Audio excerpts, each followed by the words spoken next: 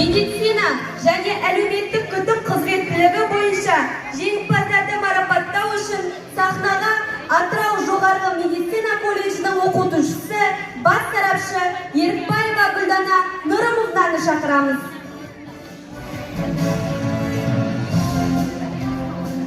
Үшінші орын Атырау қаласы нөмірі 17-ші Бөбекжай бақшасының тәрбиеленушісі Айдар қызы Амира.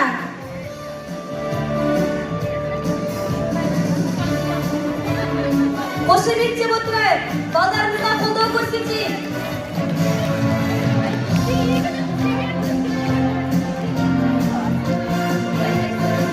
Үшінші орын Мақат ауданы Сандуғаш Бөбекжай бақшасының тәрбиеленушісі Ерғали Аружан.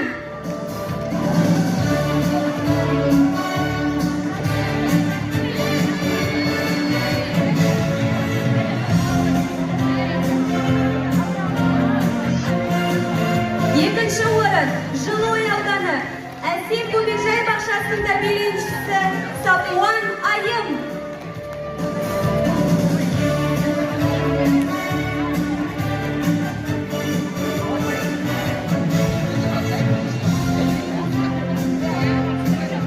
Екінші орын Құрманғазы ауданы Өркен Бөбекжай бақшасының тәрбиеленушісі Хамид Айым.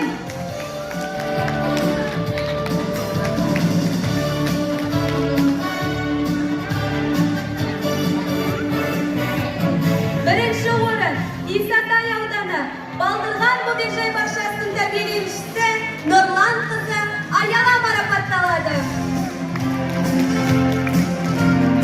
Жеңімпаздарды шын жүректен құттықтаймыз. Бас сарапшымен естелік суретке түсуге шақырамыз.